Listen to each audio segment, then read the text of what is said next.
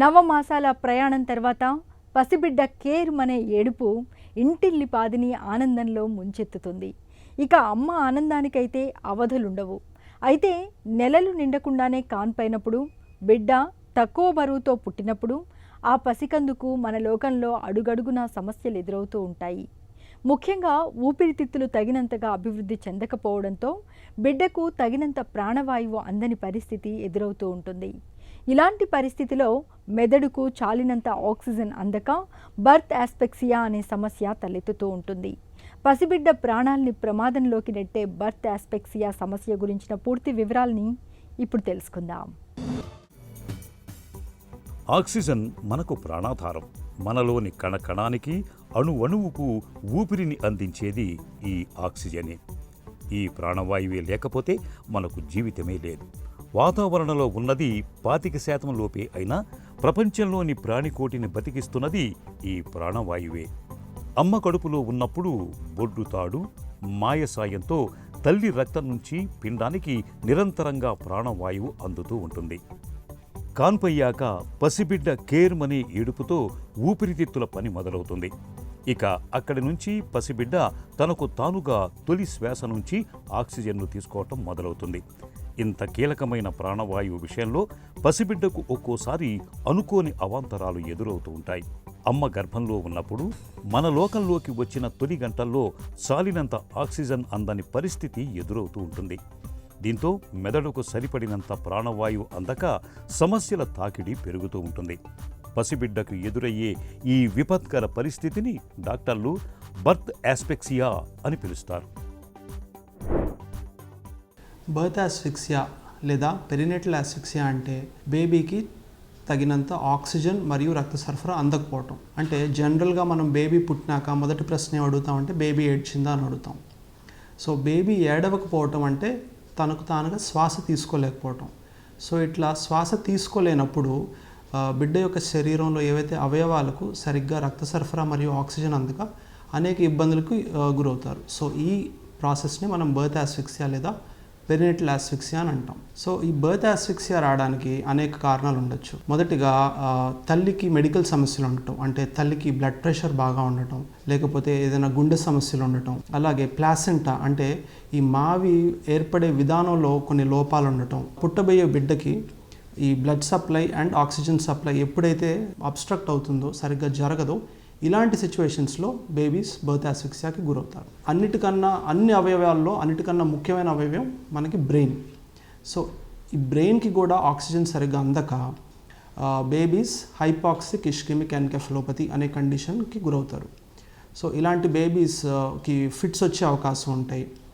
అలాగే గుండెపై ప్రభావం పడటం వల్ల వీళ్ళకి బీపీ తగ్గే అవకాశం ఉంటుంది. కిడ్నీపై ప్రభావం పడటం వల్ల యూరిన్ సరిగ్గా ప్రొడ్యూస్ చేయలేకపోవటం, అలాగే బ్లడ్ మీద ప్రభావం పడటం వల్ల బ్లడ్ సరిగ్గా క్లాట్ అవ్వకపోవటం, బ్లీడింగ్ జరగటం, అలాగే పాలు సరిగ్గా రాయించుకోలేకపోవటం, వాంతులు చేసుకోవటం, ఇలాంటి అనేక సమస్యలు వచ్చే అవకాశం ఉంటుంది. కాబోయే అమ్మకు ఇదివరకే గుండె జబ్బులు కానీ శ్వాస సంబంధ సమస్యలు కానీ ఉన్నప్పుడు, తక్కువ రక్తపోటుతో బాధపడుతున్నప్పుడు, ఇలాంటి పరిస్థితుల్లో సహజంగానే అమ్మ రక్తంలో ప్రాణవాయువు మోతాదు తక్కువగా ఉంటుంది. ఇలాంటప్పుడు గర్భంలో పెరిగే బిడ్డకు సహజంగానే తల్లి నుంచి ఆక్సిజన్ తక్కువ మోతాదులో అందుతూ ఉంటుంది. ఇక కాన్పు సమయంలో ఇచ్చే మత్తు మూలంగా కూడా ఒక్కోసారి పుట్టబోయే బిడ్డకు చాలినంత ఆక్సిజన్ అందని పరిస్థితి ఎదురవుతూ ఉంటుంది. పురిటి నొప్పుల సమయంలో గర్భాశయం సరిగా సంకోచ వ్యాకోచాలకు గురికానప్పుడు మాయ నుంచి బిడ్డకు తగినంత ఆక్సిజన్ అందకపోవచ్చు. మాయలో ఏవైనా చిరుగులు ఏర్పడి బిడ్డ కంటే ముందుగా మాయ బయటకు వచ్చినప్పుడు, బొడ్డు పేగు ఒత్తిడికి గురైనప్పుడు, 37 వారాలు దాటినా కాన్పు కానప్పుడు, ఇలాంటి సందర్భాల్లో బిడ్డకు ఆక్సిజన్ అందక బర్త్ ఆస్పెక్సియా సమస్య ఎదురవుతూ ఉంటుంది. ఇక బిడ్డ పుట్టాక కూడా కొన్ని సందర్భాల్లో తగినంత ఆక్సిజన్ లభించని పరిస్థితులు కనిపిస్తూ ఉంటాయి. బిడ్డలో రక్తహీనత ఉన్నప్పుడు, రక్త కణాలు తక్కువగా ఉన్నప్పుడు, బిడ్డ షాక్కు గురైనప్పుడు, బిడ్డలో గుండె జబ్బులు కానీ ఊపిరితిత్తుల సమస్యలు కానీ ఉన్నప్పుడు బర్త్ ఆస్పెక్సియా సమస్య ఉత్పన్నమవుతుంది. సివియర్ ఆస్ఫిక్సియాకి ఎవరైతే బేబీస్ గురవుతారో ఇలాంటి బేబీస్కి కూలింగ్ థెరపీ అనే ఒక కొత్త పద్ధతిని లాస్ట్ 6-7 ఇయర్స్ నుంచి ఫాలో అవుతూ వచ్చాం. సో ఈ కూలింగ్ థెరపీలో ఏం చేస్తామంటే బేబీ యొక్క టెంపరేచర్ని మేము కృత్రిమంగా 33.5 డిగ్రీస్కి తగ్గిస్తాం. సో ఇలా చేయటం వల్ల ఏమవుతుందంటే బ్రెయిన్ యొక్క డ్యామేజ్ని మనం కొద్ది శాతం వరకు అరికట్టే అవకాశం ఉంటుంది. సో ఎప్పుడైతే ఈ బ్రెయిన్ డ్యామేజ్ని మనం అరికడతామో ఈ ఫిట్స్ని కొద్ది వరకు కంట్రోల్ చేసే ఛాన్స్ ఉంటుంది.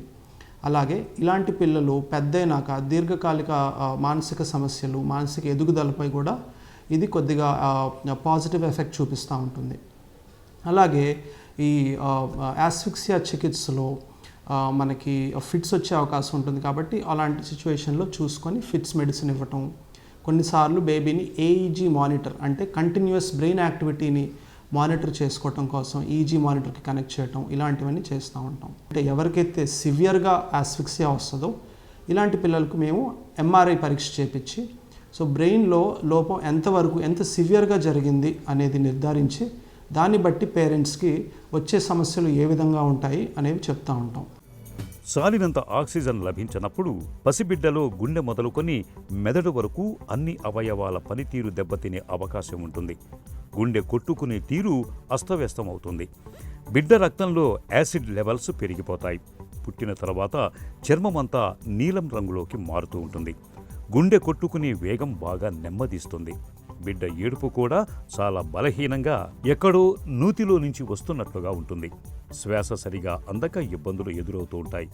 ఒక్కోసారి బిడ్డ విసర్జించిన మలం నోటి ద్వారా ఊపిరితిత్తుల్లోకి చేరిపోయి మెకోనియం ఆస్పిరేషన్ అనే తీవ్రస్థాయి సమస్య ఎదురవుతూ ఉంటుంది.